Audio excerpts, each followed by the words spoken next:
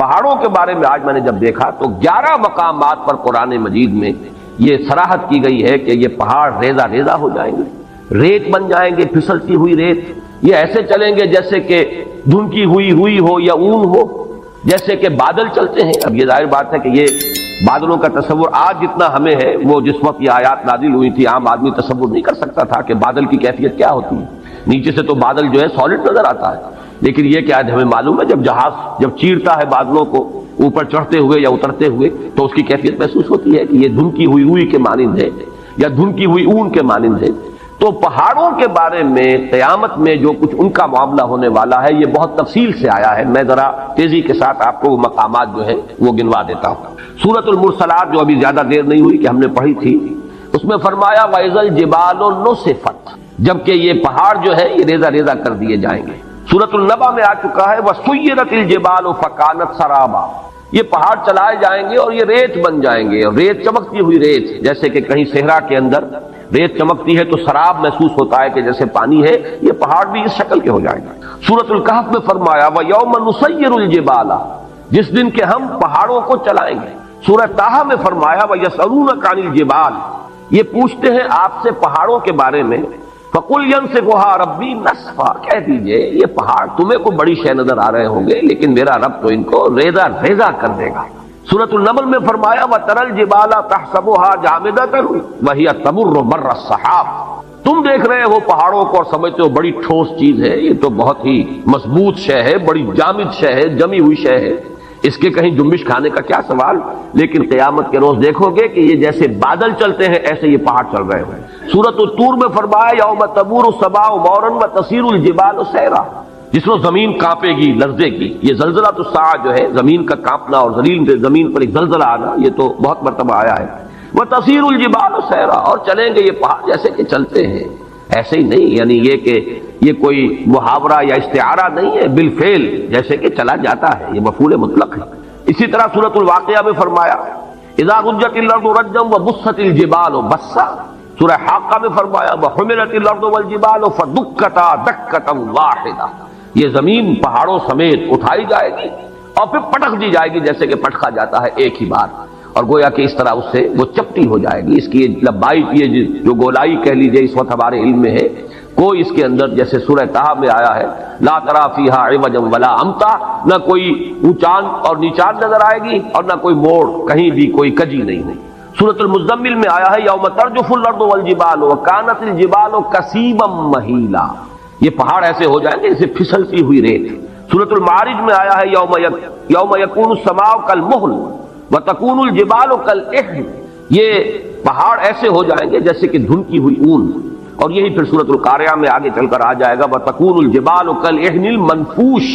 اون ایسی جو دھنک دی گئی ہو اور وہ بالکل جیسے دھنکی ہوئی روئی ہوتی ہے ایسے ہو جائے۔ یہ میرا خیال ہے کہ اس اعتبار سے کہ زمین پر جو چیزیں ہمارے مشاہدے میں آتی ہیں ان میں سب سے زیادہ ٹھوس اور سب سے زیادہ مرعوب کن شے جو ہے وہ یہ پہاڑ ہے، بڑے جمے ہوئے ڈٹے ہوئے، لیکن یہ کہ وہ قیامت کا زلزلہ اس کے احوال ایسے ہوں گے کہ یہ پہاڑ جو ہے ریزہ ریزہ ہو کر اور یہ چلیں گے جیسے کہ بادل چلتے ہیں یا جیسے کہ دھنکی ہوئی روئی، اور وہ اس کی کیفیت اختیار کر لیں۔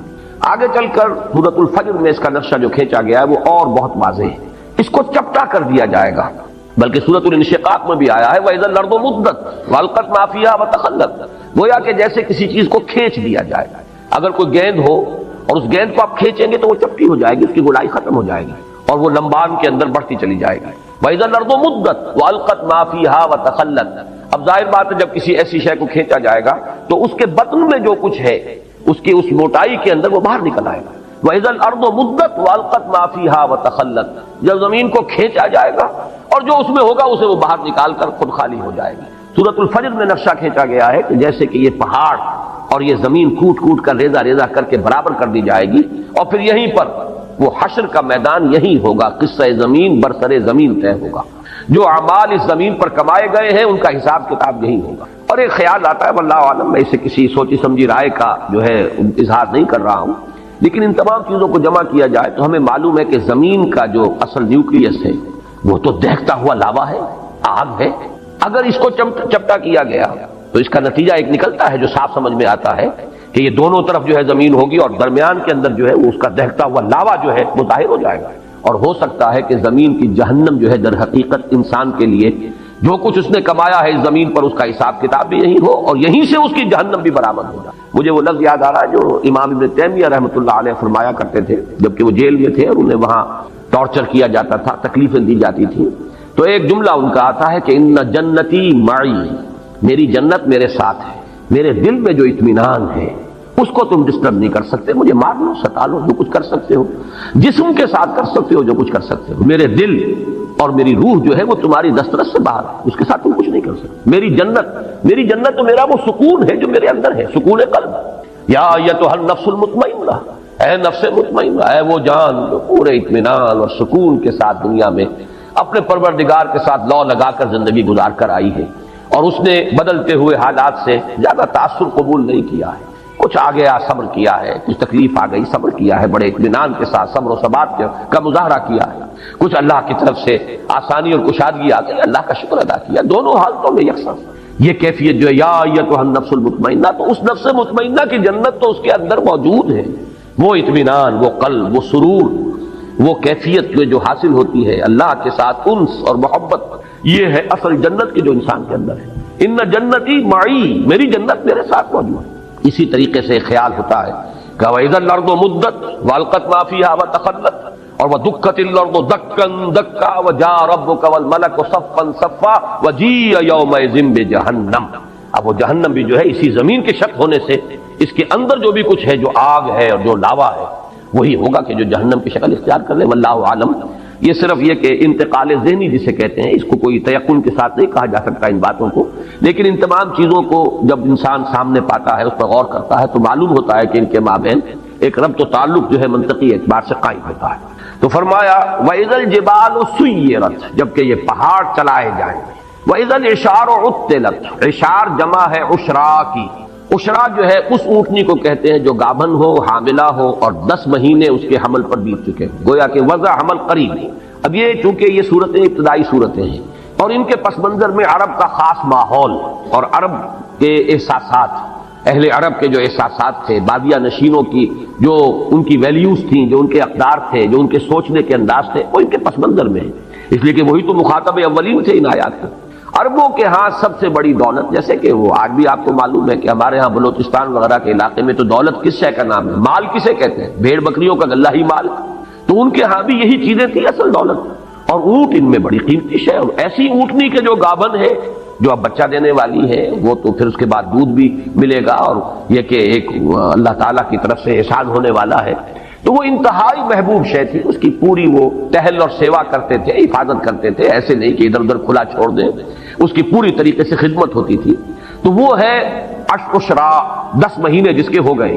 اور اشار اس کی جمع ہے۔ فرمایا وَإِذَا الْإِشَارُ عُطِّلَتْ، جبکہ وہ 10 ماہ کی حاملہ اور گابن اونٹنیاں جو ہے وہ ایسے ہی پھر رہی ہوں گی کہ ان کی طرف کسی کو کوئی توجہ نہیں ہوگی، جیسے کہ ان کی طرف کوئی التفات ہی نہیں، کسی کو ہوش ہی نہیں۔ یہ بالکل وہی نقشہ جو سورہ حج کے شروع میں کھینچا گیا، یوم تذہل کل مرضعۃ عما ارضعت وتضع کل ذات حمل حملها، جس دن دودھ پلانے والی مائیں بھول جائیں گی اپنے دودھ پیتے بچوں کو، یعنی انسان کے اندر جو عواطف ہیں، جو میلانات ہیں، جو احساسات و جذبات ہیں، ان میں ماں کی محبت اور اس کے اندر جو شدت ہوتی ہے جو اللہ نے رکھی ہے، اس کے بغیر کیسے پرورش ہو سکتی ہے بچوں کی؟ پھر یہ کہ خاص طور پر دودھ پیتا بچہ، اس کے لیے جو رحمت اور مودت اور شفقت اور عنایت اور التفات کی کیفیت ہے، لیکن یہ تذہل کل مرضعۃ عما ارضعت، جس کو دودھ پلاتی ہوگی بھول جائے گی۔ اور یہ نقشہ ہمارے ہاں آ چکا ہے، اوجڑی کیمپ کا جو حادثہ ہوا تھا، تو پنڈی کی جو خبریں آئی تھی راولپنڈی شہر کی، ان میں وہ چیزیں آئی تھی، آپ کو یاد ہوگا کہ مائیں چھوڑ گئی بچوں کو، بھول گئی اپنے بچوں کو، جب آتی ہے وہ دہشت کی کیفیت اور اپنی جان پر بنی ہوتی ہے تو پھر بھول جاتی ہے۔ اور یہ گویا کہ کسی کے یعنی جذبات کے اندر یعنی محو ہو جانے کا اور اپنی کیفیت ہی کے اندر پوری طریقے سے کھو جانے کی آخری کیفیت ہے کہ ماں اپنے دودھ پیتے بچے کو بھول جائے، یہی کیفیت وہاں ہے۔ وَإِذَا الْإِشَارُ عُطِّلَتْ، جبکہ یہ 10 ماہ کی گابن اونٹنیاں بھی کھلی پھری ہوں گی، پھر رہی ہوں گی، کوئی ان کا والی وارث نہ ہوگا۔ وَإِذَا الْوُحُوشُ حُشِرَتْ، اور جبکہ درندے وحوش یہ جمع کر دیے جائیں گے۔ یہ بھی ایک عام مشاہدہ ہے کہ جب کوئی ایسی آفت عرضی آتی ہے کہ سب کو جان کے لالے پڑے ہو، تو یہ درندے جو ایک دوسرے کے دشمن ہیں وہ حیوانات، کہ ایک بکری اور شیر ہو سکتا ہے کہ وہ ساتھ ساتھ کھڑے ہوں اور بیٹھے ہوں اور وہ شیر بکری کو کچھ نہ کہہ رہا ہو۔ سیلاب کے زمانے میں عام مشاہدات آئے ہیں کہ سانپ نہایت زہریلے اور انسان ایک ہی تختے کے اوپر چلے آ رہے تیرتے ہوئے، اور سانپ جو ہے انسان کو نہیں کاٹ رہا اور نہ انسان سانپ کو کچھ کہہ رہا ہے، اس لیے کہ پڑی ہوئی ہے، اپنی جان پر بنی ہوئی ہے۔ تو وَإِذَا الْوُحُوشُ حُشِرَتْ، جب کہ یہ درندے جمع ہو جائیں گے، گویا کہ دہشت کا عالم ایسا ہوگا، صرف انسان ہی نہیں حیوانات بھی اس کی شدت کو پوری طرح محسوس کر رہے ہوں گے، درندے بھی اس کی وجہ سے اس کیفیت میں ہوں گے کہ انہیں بس اپنی ہی فکر لگی ہوگی اور کسی جانب کوئی ہوش اور التفات نہیں ہوگا۔ وَإِذَا الْبِحَارُ سُجِّرَتْ، جیسا کہ میں نے عرض کیا تھا یہ آیت جو ہے اگلی صورت میں آئی ہے، وَإِذَا الْبِحَارُ فُجِّرَتْ۔ سجرت اور فجرت ایک ہی معنی ہے۔ تنور کو جب کہ بھڑکایا جاتا ہے تو آگ اس میں سے نکلتی ہے، تنور کے اوپر سے آ جاتی ہے، یہ ہے تفجیر کے اصل معنی۔ جبکہ یہ سمندر جو ہے ابلیں گے، اس میں بھی وہ بات جو میں نے ابھی عرض کی ہے، بات سمجھ میں آتی ہے کہ وہ لاوا جو زمین کے اندر ہے اگر وہ اوپر آیا سطح کے قریب تو یہ تو گویا کہ ایسے ہی ہے کہ جیسے کسی بہت بڑی بھٹی کے اوپر جو ہے وہ ایک دیگ کے اندر پانی جو ہے بھرا ہوا ہو تو وہ تو ابلے گا، بری طرح ابلے گا۔ تو یہ سمندر جو ہے یہ ان کے نیچے اگر وہ زمین کا جو کور ہے زمین کا، اس میں اندر جو آگ ہے، جو لاوا ہے، جو حرارت ہے، وہ اگر اس زمین کے چپٹا ہونے کی وجہ سے اور اس کے کھینچے جانے کی وجہ سے وہ اوپر آئے گا تو گویا کہ سمندر جو ہے یہ تو ان کڑھاؤں کے مانند ہو جائیں گے جن میں پانی بھرا ہوا ہے، ان کے نیچے آگ دہکا دی گئی ہے۔ تو وہی کیفیت جو ہے وَإِذَا الْبِحَارُ سُجِّرَتْ وَإِذَا النُّفُوسُ زُوِّجَتْ، اور جب کہ جانوں کا جوڑ ملایا جائے گا یا جانیں گروہوں کی صورت میں تقسیم کی جائیں گی۔ اس زوِّجت کے دو معنی کیے گئے ہیں، ایک تو یہ کہ جان، ظاہر بات ہے کہ وہ جان تو نکل چکی ہوگی، انسان جب دفن ہوں گے تو ان کا جو بھی مادہ تخلیق ہے وہ تو زمین میں ہے، ہمارے تمام اجزاء تحلیل ہو کر زمین ہی میں ہو گئے، لیکن جان تو نہیں ہوگی، جان تو ہماری وہاں سے نکال دی گئی تھی۔ اب یہ ہے کہ ان جانوں کو جوڑ دیا جائے گا ان جسموں کے ساتھ کہ جن کو اللہ تعالیٰ اثر نو تخلیق فرمائے گا۔ ایک مفہوم تو یہ لیا گیا ہے جبکہ جان اور جسم کا جوڑا ملا دیا جائے گا، جوڑ ملا دیا جائے گا، فَإِذَا النُّفُوسُ زُوِّجَتْ۔ دوسرے معنی یہ لیے گئے ہیں جیسے کہ وَكُنْتُمْ أَزْوَاجًا ثَلَاثًا، سورۃ الواقعہ میں آیا ہے، گروہوں میں تقسیم ہو جائے گا۔ بڑی بڑی تقسیم تو تین گروہ ہیں، ایک وہ ہے فَالسَّابِقُونَ السَّابِقُونَ أُولَٰئِكَ الْمُقَرَّبُونَ، وہ تو اللہ کے مقرب بندے ہیں، بہت آگے نکل جانے والے سابقون۔ ایک وہ ہے جو اصحاب الیمین ہے کامیاب ہو گئے ہیں داہنے والے لیکن بہرحال اس درجے کو نہیں ہے، اور تیسرے اصحاب الشمال ہے جہنمی ہیں جن کو سزا دی جائے گی۔ پھر یہ کہ ہر ایک کے اندر گروہ بندی ہوگی، جیسے کہ فرمایا ایک حدیث میں کہ جنت کے دروازے ہیں متعدد، کسی دروازے سے بلایا جائے گا ان کو جن کو خاص طور پر نماز کے ساتھ دلی محبت تھی، کسی دوسرے دروازے سے بلایا جائے گا باب الریان جن کو روزہ رکھنے کا خصوصی جو ہے ایک شغف تھا اور شوق تھا، تو تر و تازگی کا دروازہ ہے جنت کا، اس سے انہیں بلایا جائے گا، اور کسی کو صدقہ و خیرات سے زیادہ مناسبت تھی تو اس کا کوئی دروازہ اور ہوگا، وہاں سے بلایا جائے گا، آؤ اللہ کی راہ میں خرچ کرنے والے آؤ اس دروازے سے جنت میں داخل ہو جاؤ۔ تو یہ بھی تو مختلف گروہ ہو گئے، اور یہاں یہ نوٹ کر لیجیے اس سے مراد فرض عبادات نہیں ہے، وہ تو سب کو کرنی ہے، فرض نمازیں سب کو پڑھنی ہے، لیکن جن کو نفلی نمازوں کا، تہجد کا، اشراق کا، اور جو بھی نمازیں ہیں چاشت ہے، اوابین ہے، جن کو اس سے خصوصی مناسبت ہے اور محبت ہے، ان کو ایک دروازے سے پکارا جائے گا۔ روزے جو ہے رمضان کے تو سب کو ہی رکھنے ہیں، لیکن یہ کہ نفلی روزوں کا جنہیں ذوق ہے اور شوق سے جو رکھتے ہیں ان کو دوسرے دروازے سے باب الریان کہا گیا، تر و تازگی کا، اور بڑا اس کے اندر مناسبت ہے اس کے نام کی، اس سے کہ روزے میں آدمی سوکھ سا جاتا ہے، ہونٹوں پر پپڑیاں آ جاتی ہیں اور ویسے بھی چہرہ سوکھ جاتا ہے، ڈی ہائیڈریشن ہوتی ہے، لہذا ان کو جس دروازے سے اندر جنت میں داخل ہونے کی دعوت دی جائے گی وہ باب الریان ہے، وہ تر و تازگی کا دروازہ ہے، اس لیے کہ وہ جو روزے کی خشکی کہہ لیجئے یا روزے کا وہ جو سوکھ جانا ہے اور ڈی ہائیڈریشن ہے، گویا کہ اس کا جو اب یعنی بدل ملنے والا ہے وہ ہے تر و تازگی۔ تو یہ مختلف گروہوں کے اندر اہل جنت بھی منقسم ہوگی۔ پھر اہل جنت کے درجات ہیں، جیسے کہ حضور نے فرمایا کہ ادنا درجے کا جنتی اپنے سے اوپر کے درجے کے جنتی کو ایسے دیکھے گا جیسے تم زمین پر بیٹھ کے ستاروں کو دیکھتے ہو۔ تو اذا النفوس زوجت کے دو معنی ہو گئے، ایک تو یہ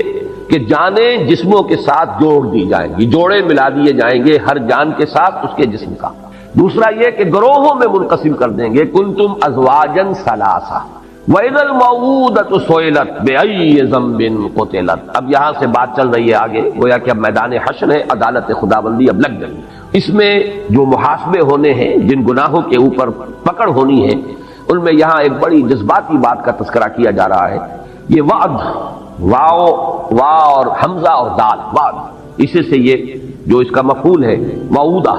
وہ بچی جو زندہ درگور کر دی گئی، جو عرب کا بدترین رواج تھا، بچیوں کو پیدا ہوتے ہی وہ گلا گھونٹ کر مارا، یا یہ کہ گڑھا کھودا اس میں ڈالا اور اس کے اوپر سے مٹی ڈال کر برابر کر دی۔ یہ گویا کہ درندگی کا اور شقاوت کا اور انسان کی کہنا چاہیے کہ دل کی سختی کا یہ ایک انتہائی معاملہ ہے۔ خود اپنا لخت جگر ہو ایک شخص کا کہ اپنی اولاد ہے، لیکن یہ کہ اس اولاد کے ساتھ یہ حشر کرنا، کچھ اس وجہ سے بھی کرتے تھے، فقر کی وجہ سے، کہ پیٹ پالنے مشکل ہیں اور یہ پیٹ بڑھ رہے ہیں، ان کے منہ جو ہے جن میں کھانا ڈالنا ہے، چلو بیٹوں کو تو رکھو، بیٹیوں کو دفن کرو۔ ایک یہ کہ غیرت کا ایک بڑا ایک عجیب اور غلط جاہلی تصور تھا کہ کبھی کوئی ہمارے گھر میں داماد بن کر آئے گا، یہ کیسے ہم گوارا کریں گے؟ تو اس سے یہ ہے کہ نہ رہے بانس نہ بجے بانسری، نہ بیٹی زندہ رہے نہ کسی کے داماد بن کر ہمارے گھر میں آنے کا تصور پیدا ہو۔ تو اس کا نقشہ کھینچا جا رہا ہے، چونکہ جیسے میں نے عرض کیا اولین مخاطب ہے وہ اہل عرب، ان میں جن کے اندر بھی کوئی احساس انسانیت کا برقرار تھا، اس میں اسی تار کو چھیڑا جا رہا ہے کہ ان کے دلوں کے اندر یقیناً اس چیز سے نفرت ہوگی، اور اسی سے اس کے حوالے سے بات کی جا رہی ہے۔ وَإِذَا الْمَوْءُودَةُ سُئِلَتْ، اور بڑا لطیف انداز ہے کہ یوں نہیں کہا جا رہا کہ ان سے پوچھا جائے گا کہ تم نے اپنی بچیوں کو کیوں زندہ درگور کیا، بلکہ بچیوں سے سوال ہوگا۔ وَإِذَا الْمَوْءُودَةُ سُئِلَتْ، اور جب وہ بچی کہ جو زندہ درگور کر دی گئی تھی اس سے سوال کیا جائے گا بِأَيِّ ذَنبٍ قُتِلَتْ، کہ کس گناہ کی پاداش میں اسے قتل کیا گیا، کیوں مارا گیا اسے۔ گویا کہ بظاہر کہا جا رہا ہے اس بچی سے پوچھا جائے گا، اصل میں تو ان سے پوچھا جانا ہے۔ یہاں مجھے یاد آ رہا ہے کہ ایک روایت میں آتا ہے حضرت حسن رضی اللہ تعالیٰ عنہ نے خواب دیکھا تھا حضرت عثمان رضی اللہ تعالیٰ عنہ کی شہادت کے بعد، اور انہوں نے پھر وہ بیان کیا خواب۔ لوگوں نے حضرت علی سے کہا کہ یہ کیا خواب بیان کر رہے ہیں حضرت حسن آپ کے بیٹے؟ تو حضرت علی نے فرمایا اس نے جو دیکھا ہے وہ بیان کر رہا ہے، اور خواب یہ تھا کہ اللہ کی عدالت لگی ہوئی ہے، اللہ تعالیٰ عرش پر ہے، اور فرشتے جو ہیں وہ جو ہے اس تخت کے پائے تھامے کھڑے ہیں، خود محمد رسول اللہ صلی اللہ علیہ وسلم کھڑے ہیں، اور ان کے ساتھ حضرت ابو بکر ہیں، پھر حضرت عثمان، حضرت عمر ہیں۔ اتنے میں حضرت عثمان آتے ہیں خون میں نہائے ہوئے اور اپنا سر اپنے ہاتھ میں لیے ہوئے، اور وہ آ کر فریاد کریں پروردگار پوچھ ان لوگوں سے کہ انہوں نے مجھے کس جرم کی پاداش میں قتل کیا ہے، کس گناہ کی پاداش میں مجھے شہید کیا گیا ہے۔ تو مجھے وہ واقعہ یاد آ گیا، وَإِذَا الْمَوْءُودَةُ سُئِلَتْ بِأَيِّ ذَنبٍ قُتِلَتْ۔ اس خواب کا بقیہ حصہ یہ ہے کہ عرش الہی تھرایا، اور پھر اللہ تعالیٰ کے غضب کا ظہور اس طریقے سے ہوا کہ خون کے دو پرنالے زمین کی طرف جاری کر دیے گئے۔ اس کی تعبیر ہے جنگ جمل اور جنگ صفین۔ وہ حضرت عثمان رضی اللہ تعالیٰ عنہ کی شہادت مظلومانہ جو ہے، یہ اللہ تعالیٰ کی طرف سے گویا کہ اس کی سزا ہے جو مسلمانوں کو ملی، کہ پھر 10,000 ایک جنگ کے اندر اور شاید 74,000 ایک جنگ کے اندر مسلمان جو ہے قتل ہوئے ہیں ایک دوسرے کی تلواروں اور تیروں سے۔ تو یہ دو خون کے پرنالے تھے جو عرش الہی سے زمین کی طرف جو ہے جاری کر دیے گئے۔ وَإِذَا الْمَوْءُودَةُ سُئِلَتْ بِأَيِّ ذَنبٍ قُتِلَتْ، اور جب کہ پوچھا جائے گا اس بچی سے جو زندہ دفن کر دی گئی تھی کہ کس گناہ کی پاداش میں اسے قتل کیا گیا۔ وَإِذَا الصُّحُفُ نُشِرَتْ، اور جب کہ صحیفے کھول دیے جائیں گے، واضح کر دیے جائیں گے۔ اعمال نامے جس کا کہ نقشہ سورہ کہف میں جو کھینچا گیا ہے وہ تو ایسے ہے کہ جیسے کوئی ایک ہی اعمال نامہ ہے۔ ظاہر بات ہے کہ کوئی بہت بڑا کیبنٹ ہو جس میں ہر ایک کی فائل موجود ہو، یا آج ہمارا تصور جو ہے زیادہ قریب آ سکتا ہے کہ بہت بڑا کمپیوٹر ہے جس میں کہ صرف ایک بٹن دبانے کی دیر ہے کہ آپ کا فلم چل پڑے، اور آپ کی پوری زندگی کا ایک ایک حرف جو آپ کی زبان سے نکلا ہے اس کا جو اس کی ٹیپ شروع ہو جائے اور پورا کا پورا معاملہ۔ آج تو ہم یہ چیزیں بہت قریب ہو کر سمجھ سکتے ہیں کہ کوئی بعید نہیں رہی۔ یہ تو جو ٹیکنالوجی آج ہمارے پاس ہے اس کے حوالے سے وہ چیزیں کہ جو آج سے کوئی 1000 برس پہلے 1400 برس پہلے تو بڑے گہرے، یعنی سمجھیے ایمان بالغیب کی بڑی شدید گہرائی کی ضرورت تھی ان باتوں کو ماننے کی۔ جو وہ میں نے لفظ استعمال کیا جو سورہ بقرہ کے شروع میں الذین یؤمنون بالغیب، تو غیب میں ایسی چیزوں کو کہ جن کے لیے کوئی انسان کے فہم کا ابھی آس پاس بھی جو ہے گزرنا ہوا ہو، ان چیزوں کا انسان کے فہم میں ان کو ماننے کے لیے تو ایمان بالغیب کی بڑی گہری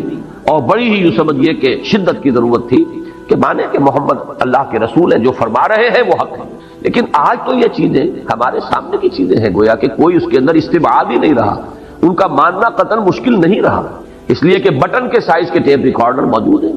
آپ کے ساتھ آپ کو شخص گفتگو کرنے آیا ہے، آپ کو پتہ بھی نہیں ہے، اور وہ اس کے ساتھ ریکارڈنگ بھی ہو رہی موجود ہے۔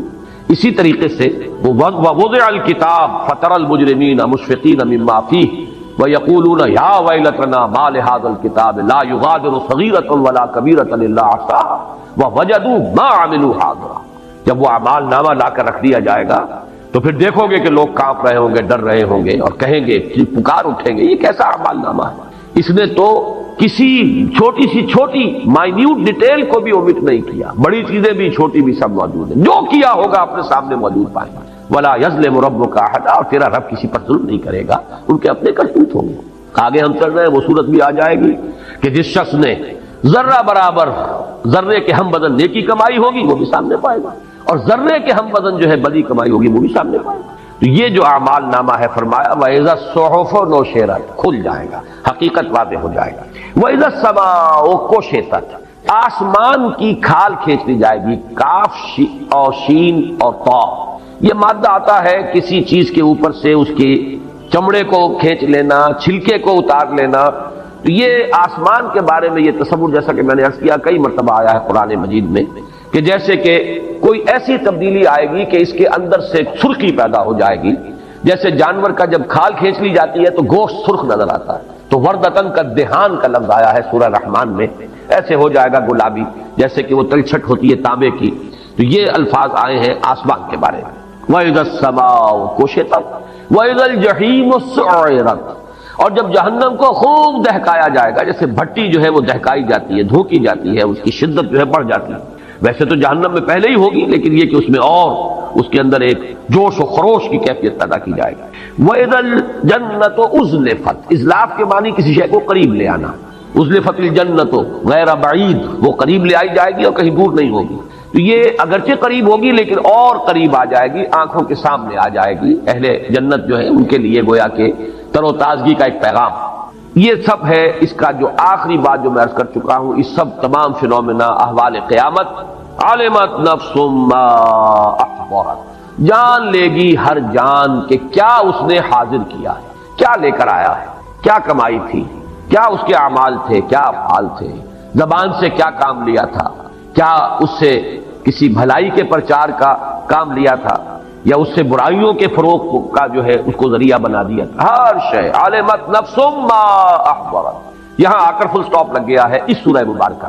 لیکن در حقیقت یوں سمجھیے کہ اگلی سورت جو ہے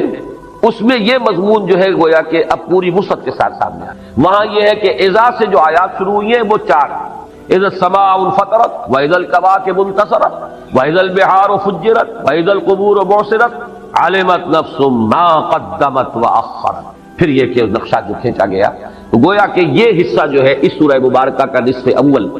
اس کا مثنیٰ جو ہے وہ تو ہے سورۃ الانفطار۔ البتہ اب جو حصہ آ رہا ہے سورۃ الانفطار میں اس مضمون کا کوئی سراغ نہیں ملے گا آپ کو، معنوی طور پر تو نسبت ہو جائے گی کہ آخرت میں ناکامی کا سبب نمبر 1 وہ ہے نبوت و رسالت کا انکار، اس کا تذکرہ ہو رہا ہے۔ اب وحی کو کہانت قرار دینے والوں سے اب گفتگو ہوگی۔ دوسرا سبب کیا ہے؟ آخرت کا انکار بئی مانا کہ اللہ بڑا، یعنی جزا و سزا کا انکار، آخرت کا تو انکار نہیں لیکن جزا و سزا کا انکار۔ اللہ تو بڑا کریم ہے، بڑا ہی نکتہ نواز ہے، بہت ہی شان غفاری جو ہے اس کے حوالے سے آدمی کا دھوکہ کھاتا ہے، اس معنی میں تو ربط ہے، لیکن یہ کہ یہ مضمون اپنی جگہ پر نہایت اہم مضامین میں سے قرآن مجید کے جو اب یہاں سے شروع ہو رہا ہے، فلا اقسم بالخنس الجوار الکنس واللیل اذا عسعس والصبح اذا تنفس انه لقول رسول کریم۔ اس مضمون کے بارے میں میں ذرا چاہوں گا کہ آپ چند باتیں تمہیداً سمجھ لیں، اس لیے کہ جیسا کہ میں نے کل جمعے میں بھی اعلان کرتے ہوئے عرض کیا تھا کہ ایک بہت بڑی گمراہی جو مسلمانوں میں اس دور میں بھی پیدا ہوئی ہے جب فلسفے کا ہمارے ہاں زیادہ رواج ہوا ہے، فلسفہ یونان کی منطق، ارسطو کی منطق اور فلسفہ، اس کی روشنی میں یا اس کی ترازو میں جب کچھ مسلمان فلسفیوں نے، ابن سینا اور فارابی اور کندی، ان لوگوں نے جب کہ دینی تصورات کو ان پیمانوں میں ڈھالنے کی کوشش کی ہے، تو جہاں اور بہت سے مسائل پیدا ہو گئے، جبر و قدر کا مسئلہ پیدا ہوا اور بہت سے مسائل پیدا ہوئے، انہی میں سے ایک مسئلہ تھا وحی کی حقیقت کا، جس میں بہت بڑی ٹھوکر کھائی ہے ان فلسفیوں نے بھی۔ اور پھر اس دور میں بھی جو ہمارا اعتزال جدیدہ کا فتنہ ایک پیدا ہوا ہے، جس میں کہ سر سید احمد خان مرحوم اللہ تعالیٰ انہیں معاف کرے، ان کی نیک نیتی پر مجھے شبہ نہیں ہے، اور مسلمان قوم کے ساتھ ان کا خلوص و اخلاص یہ بھی اپنی جگہ پر بالکل اب کوشچن ہے، اب ڈاؤٹ ہے، لیکن یہ کہ دینی معاملات میں جو انہوں نے دخل اندازی کی ہے اور خود ایک بڑے متکلم بن کر آئے ہیں اور تعبیرات جو ہے جدید پیش کرنے کی کوشش کی ہے جدید ذہن کو مطمئن کرنے کے لیے، وہ اقلیت قدیمہ تھی، یہ اقلیت جدیدہ تھی، اور ان دونوں کے نتیجے میں گمراہی پیدا ہوئی، اور وہ گمراہی وحی کے بارے میں، وہی گمراہی تھی کہ جس کا یوں سمجھیے کہ ایک صدائے بازگشت میں تو کہوں گا، اس لیے کہ وہ خیال جو بھی پیش کیا تھا ڈاکٹر فضل الرحمان نے، اب مرحوم ہو گئے ہیں، ان کا بھی انتقال ہو گیا۔ ویسے ان کے بارے میں بھی جہاں تک میری معلومات ہیں، میری ملاقاتیں ہیں، یہاں تو بہت کم رہی ہیں لیکن امریکہ میں کئی مرتبہ ملاقات ان سے ہوئی۔ سن 68 میں آپ کو یاد ہوگا وہ تھے ادارہ جو ریسرچ، اسلامک ریسرچ کاؤنسل ہے، ادارہ تحقیقات اسلامی، پہلے کراچی میں ہوتا تھا، اب پھر اس کے بعد اسلام آباد منتقل ہوا، اس کے ڈائریکٹر تھے، اور انہوں نے کتاب لکھی تھی اسلام انگریزی میں۔ اس میں وحی کی حقیقت کے بارے میں انہوں نے وہی خیالات پیش کیے جو سر سید کے تھے مرحوم کے، اور جو ہمارے قدیم فلسفیوں کے، لیکن بہرحال وہ چونکہ گمراہی تھی تو اس کے خلاف طوفان اٹھا بہت، اور اسی کے نتیجے میں پھر انہیں پاکستان چھوڑ کر جانا پڑا۔ وہ گمراہی کیا تھی اسے سمجھ لیں، اور اس کے لیے بھی اس حقیقت کو سب سے پہلے سامنے لائی ہے کہ یہ قرآن کیا ہے، یہ حدیث اللہ ہے، اللہ کی حدیث۔ ایک ہے حدیث رسول، حضور کا فرمان، حضور کا قول، حدیث رسول۔ اس کے راوی اول کون ہوں گے؟ صحابی۔ راوی دوم پھر جو تابعی ہیں، وہ راویوں کا سلسلہ چلے گا یہاں تک کہ محدثین جو بڑے بڑے ہیں ان تک وہ راویوں کی جو ہے ایک سند کا سلسلہ جو ہے وہ چین وہاں تک پہنچے گی۔ پھر بلکہ ہمارے ہاں تو جو بھی علم حدیث کی تعلیم اور تدریس جس طور پر ہوتی ہے تو ہر محدث جو ہے وہ اپنی سند بیان کرتا ہے، میرا استاذ، اس کا استاذ فلاں، اس کا استاذ فلاں، اس نے اس سے یہ حدیث کا فن سیکھا ہے، اس نے اس سے حدیث کا فن سیکھا ہے، وہ امام بخاری تک پہنچا دیں گے، اور پھر امام بخاری کی جو سند ہے خود محمد الرسول اللہ صلی اللہ علیہ وسلم تک، وہ تو خود بخاری کے اندر موجود ہے، ہر روایت کے ساتھ موجود ہے۔ تو سند کی بڑی اہمیت ہے حدیث کے ذمہ میں، اور سند میں جو راوی آتے ہیں ان راویوں کا ایک تو یہ ثبوت ملنا چاہیے کہ وہ ہم عصر تھے۔ اگر ایک شخص کہتا ہے میں نے اس سے یہ بات سنی تو آیا ان کا زمانہ بھی ایک تھا کہ نہیں تھا؟ کہیں اگر 100 برس کا فصل ہے اور کوئی شخص کہتا ہے کہ میں نے ان سے یہ بات سنی تو معلوم ہوتا ہے کہ غلط ہے، وہ تو درمیان میں کوئی لنک اور ہونا چاہیے تھا۔ تو ایک تو یہ کہ وہ کڑیاں متصل ہیں، پھر یہ کہ صرف زمانی اعتبار سے کڑیوں کا متصل ہونا کفایت نہیں کرے گا جب تک کہ ثابت نہ ہو کہ ان کی ملاقات ہوئی۔ ملاقات کا ثبوت جو ہے یہ گویا کہ حدیث کے سند کے اور مستند ہونے کے لیے اہم ہے کہ جو راوی جس سے روایت کر رہا ہے اس سے اس کی ملاقات اور رویت ثابت ہے کہ نہیں۔ اسی کو سمجھیے کہ اللہ تعالیٰ کی حدیث، حدیث اللہ، یہ قرآن، یہ وحی، اس کے راوی اول ہے حضرت جبرائیل علیہ السلام، اور راوی دوم ہے محمد الرسول اللہ صلی اللہ علیہ وسلم۔ پہلے تو سورہ حج کی جو آخری رکوع ہے اس میں جو مضمون آیا ہے میں اس کا حوالہ بھی دینا چاہتا ہوں کہ ان دونوں کو کڑیوں کو جمع کیا گیا ہے ایک آیت میں، اللہ یستفی من الملائکۃ رسلا ومن الناس، اللہ پسند فرما لیتا ہے، چن لیتا ہے فرشتوں میں سے بھی اپنے رسول، رسول کے معنی ہے ایلچی، پیغامبر، بھیجا ہوا، ارسل یرسل ارسالا سے کسی کو بھیجنا پیغام دے کر، جو بھیجا گیا وہ رسول ہے، مرسل بھی کہیں گے اسے جو بھیجا گیا، اور رسول بھی کہیں گے۔ تو رسول چن لیتا ہے اللہ، پسند فرما لیتا ہے فرشتوں میں سے بھی، اللہ یستفی من الملائکۃ رسلا ومن الناس، اور لوگوں میں سے بھی۔ گویا کہ انسانوں تک اپنا پیغام ہدایت پہنچانے کے لیے اللہ تعالیٰ پہلے چنتا ہے فرشتوں میں سے ایک پیغامبر، وہ ہے حضرت جبرائیل علیہ السلام۔ پھر نمبر 2 انسانوں میں سے ایک پیغامبر، وہ مختلف رہے، کبھی نوح ہے، کبھی ہود ہے، کبھی عاد، کبھی حضرت صالح ہے، کبھی اور حضرت شعیب ہے، ابراہیم ہے، موسیٰ ہے، عیسیٰ ہے، یہاں تک کہ محمد الرسول اللہ ہے۔ تو یہ جو حدیث اللہ ہے قرآن مجید، اس کے راوی اول حضرت جبرائیل علیہ السلام، راوی دوم محمد الرسول اللہ صلی اللہ علیہ وسلم۔ حضور سے تو اب متصل ہے، سب کو معلوم ہے، حضور نے قرآن پڑھایا، صحابہ کو یاد کرا دیا، اس کا مذاکرہ کیا، 2 مرتبہ حضرت جبرائیل سے مذاکرہ ہوا ہے آخری رمضان میں محمد الرسول اللہ صلی اللہ علیہ وسلم کا، اور سینکڑوں بلکہ شاید ہزاروں کی تعداد میں جو ہے حفاظ تیار ہو چکے تھے، اس لیے کہ سینکڑوں تو شہید ہوئے ہیں جنگ یمامہ میں، ایک جنگ کے اندر۔ اس اعتبار سے اسی وقت پھر یہ ضرورت محسوس ہوئی کہ قرآن مجید کو ایک کتاب کی شکل میں بھی جمع کر لیا جائے، کہیں اگر حفاظ اسی طریقے سے شہید ہوتے رہے تو قرآن جو ہے کہیں گم نہ ہو جائے، ضائع نہ ہو جائے، لہذا اس کو مابین الدفتین، ایک کتاب کی شکل میں، یہ 2 گتوں کے مابین ایک کتاب کی صورت میں بھی جمع کیا جائے۔ حضور کے زمانے میں، حضور کے اپنے حیات طیبہ کے دوران مصحف جو ہے اس شکل میں موجود نہیں تھا۔ حضرت ابوبکر کے دور خلافت میں یہ مسئلہ پیش آیا، یہ سارے مسائل میں بیان کر چکا ہوں سورہ قیامہ کے درس کے ضمن میں، ان علینا جمعہ وقرآن، اس کا جمع کرنا، پڑھوانا ہمارے ذمہ ہے۔ اللہ نے وہ اپنی ذمہ داری پوری کی، لوگوں کے سینوں میں تو جمع ہو چکا تھا، سینہ محمدی صلی اللہ علیہ وسلم میں جمع تھا، پھر صحابہ کرام کے سینوں میں منتقل ہوا، جمع ہو گیا، لیکن کتابی شکل میں حضرت ابوبکر کے زمانے میں جمع ہو گیا۔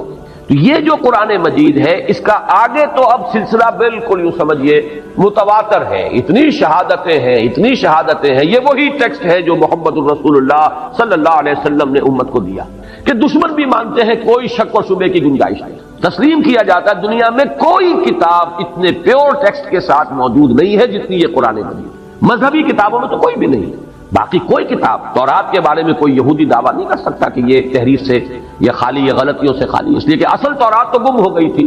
حضرت مسیح علیہ السلام سے کوئی 600 برس قبل۔ نبوکدنضر نے جب حملہ کیا تھا بیبلونیا کے بادشاہ نے یروشلم پر، اور اینٹ سے اینٹ بجا دی تھی، اور 6 لاکھ یہودیوں کو قتل کیا تھا، 6 لاکھ کو قیدی بنا کر لے گیا تھا، ہیکل سلیمانی مسمار کر دیا تھا، اس کے بعد سے وہ اصل تورات دنیا میں نہیں ہے، اصل انجیل نہیں ہے، اس لیے کہ اصل انجیل یا عبرانی میں ہو سکتی تھی یا سریانی میں ہو سکتی تھی۔ حضرت مسیح علیہ السلام کی زبان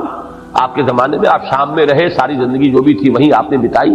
زبان وہاں عبرانی تھی، اہل علم کی، سریانی تھی، کولوکیل لینگویج۔ تو اب انجیل ہو سکتی ہے ممکن طور پر یا عبرانی میں یا سریانی میں، اور نہ عبرانی کا کوئی نسخہ موجود ہے اور نہ سریانی کا موجود ہے، جو سب سے قدیم نسخہ ہے وہ بھی یونانی ترجمہ ہے، تو معلوم ہوا کہ اصل انجیل تو نہیں ہے۔ ہاں قرآن اصل موجود ہے جو محمد الرسول اللہ صلی اللہ علیہ وسلم نے امت کو دیا، لیکن یہ حضور نے امت کو دیا اس کے بعد سے تو تواتر ہے اور بلا شک و شبہ ہے۔ سوال یہ ہے کہ یہ جو پہلے 2 راوی ہیں ان کی ملاقات بھی ثابت ہے کہ نہیں، یہ ہے وہ اہم مسئلہ۔ اور یہ بات جان لیجئے، میں نے کئی مرتبہ یہ بات اصول کے طور پر بیان کی ہے کہ اہم مسائل قرآن مجید میں 2 جگہ ضرور آتے ہیں، کم سے کم 2 جگہ، ویسے تو یہ کہ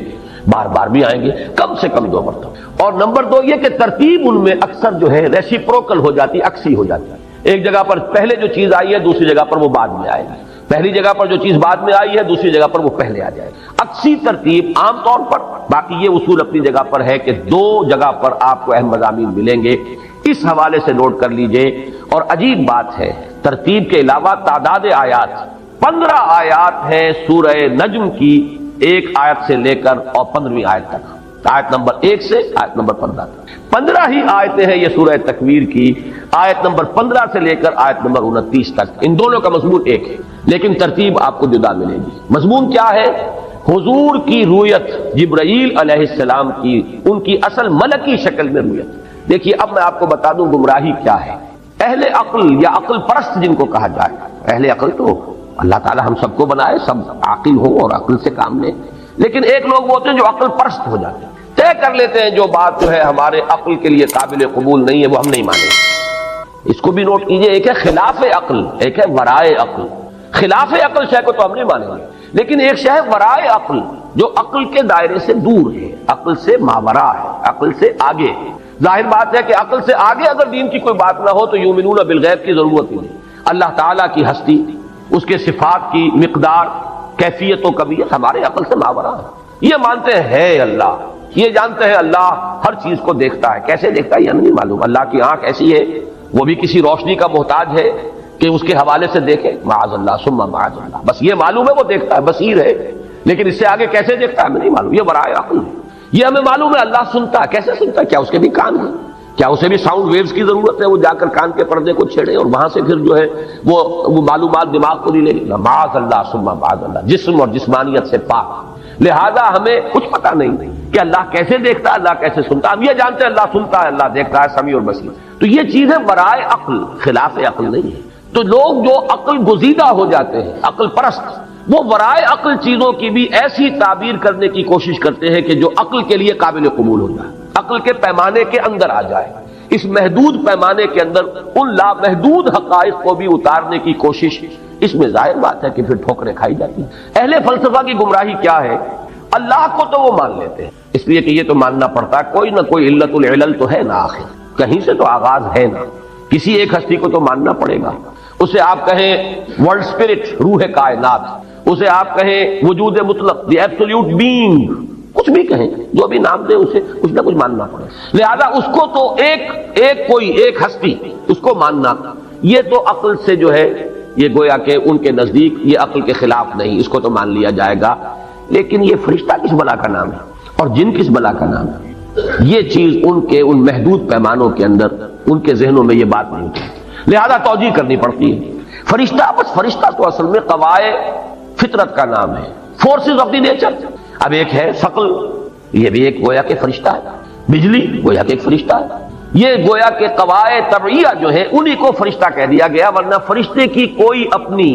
خارجی اس کا وجود، کوئی اس کا تشخص نہیں ہے کہ اس کا کوئی شخصی وجود ہو، نہیں، بلکہ قواعد طبعیہ، فورسز آف دی نیچر کو فرشتے کہہ دیا گیا۔ جن کیا ہے؟ اجی کوئی علیحدہ مخلوق نہیں ہے، یہ خامخواہ مولویوں نے اس کا ڈھکوسلا بنا دیا ہے۔ جن تو کہتے ہیں مشتعل مزاج انسان، اکھڑ، لڑ پڑنے والے، تھوڑی سی بات کے اوپر مشتعل ہو جانے والے، کیونکہ مشتعل ہو جاتے ہیں وہ، لہذا کہہ دیا گیا کہ وہ آگ سے بنائے گئے ہیں۔ جیسے کہ ہم کہتے ہیں وہ فلاں غصے میں آگ بگولا ہو گیا، اسے آگ تھوڑا ہی ہو جاتا ہے، وہ انسان ہی رہتا ہے۔ یہ صرف ایک استعارہ ہے کہ ہم نے کہا وہ غصے میں آگ بگولا ہو گیا، ایسے ہی استعارتاً کہہ دیا گیا ہے کہ جن جو ہے وہ آگ سے پیدا کیے گئے، ورنہ وہ بھی انسان ہیں، انسانوں ہی میں سے جو اکھڑ قسم کے اور جو مشتعل مزاج لوگ ہیں ان کو جن کہہ دیا گیا۔ یہ ہے تعبیرات جنہوں نے کہ ایک بہت بڑا مسئلہ کھڑا کر دیا۔ اگر فرشتے کا کوئی خارجی وجود نہیں ہے، کوئی پرسونیفائڈ ایگزسٹنس نہیں ہے، تو پھر یہ وہی کون لے کر آئے؟ اب آپ کو معلوم ہے کہ ایمانیات ثلاثہ میں سے توحید، ایمان باللہ، پھر ایمان بالرسالت، ایمان بالآخرہ یا معاد، تو ایمان بالرسالت کی ساری بنیاد وہی پر قائم ہے۔ وہی مانے تو نبی کا سوال ہوا نا، وہی کو تسلیم کرے تو رسالت اور نبوت اور کتاب کا تصور سامنے آیا۔ وہی کی حقیقت ہے کہ جو سب سے بڑا مسئلہ بن گیا۔ جب فرشتہ کسی شے کا نام نہیں ہے تو یہ کہاں سے، کون ہے جو لایا؟ یہ جبریل امین کون ہے؟ یہ روح القدس کون ہے؟ یہ ہے اصل میں وہ سوال جس کا جواب انہوں نے یہ دیا۔ اب یہ نوٹ کیجئے، یہ میری بات نہیں ہے، یہ ان کا جواب ہے کہ اصل میں وہی ایک فوارے کے مانند، چشمے کے مانند قلب نبی سے ہی ابھرتا ہے، اندر ہی سے ایک چیز نکلتی ہے، اس کا ایک کانٹیکٹ ہو جاتا ہے ذات باری تعالیٰ کے ساتھ براہ راست۔ کوئی فرشتہ بیچ میں نہیں ہے، بلکہ قلب نبی کا ایک براہ راست ربط ہو جاتا ہے اللہ کے ساتھ۔ عقل کہیے کہ جو عقل ان کے 9 افلاک اور عقول عشرہ کا ایک تصور ہے، یہ باتیں بڑی زیادہ تفصیل میں نہیں جان سکتا، تو وہ جو ہے 10ویں عقل، اس عقل کے ساتھ ایک کانٹیکٹ ہو جاتا ہے عقل نبی یا عقل رسول کا، اس سے اس کے قلب کے اندر ہی سے ایک فوارے کے مانند ابلتا ہے یہ چشمہ جس کا نام وحی ہے۔ لہذا یہ بھی کہا جا سکتا ہے کہ یہ کلام نبی کا اپنا کلام ہے، اور یہ بھی کہا جا سکتا ہے کہ یہ اللہ کا کلام ہے۔ یعنی دونوں امکانات فضل الرحمان نے بھی تسلیم کیے، دونوں امکانات سر سید احمد مرحوم نے بھی تسلیم کیے، لیکن بیچ میں سے نکالا جس کو ہے بیک بینی اور دو گوش، کان پکڑ کر جسے نکال دیا، وہ حضرت جبرائیل ہے، معاذ اللہ ثم معاذ۔ سر سید کا تو شعر بھی ہے، جبریل امی قرآن با پیغام نمی خواہم، ہما گفتار معشوق است قرآن کے مندارم۔ میں کسی ایسے قرآن کا طالب نہیں ہوں، خریدار نہیں ہوں کہ جو جبریل امی لے کر آئے ہوں پیغام۔ میرے پاس جو قرآن ہے وہ تو میرے معشوق کا کلام ہے۔ معشوق یہ لفظ جو ہے دو ذو معنیین ہے، اللہ کو کہہ لیجیے، میرے محبوب کا کلام ہے۔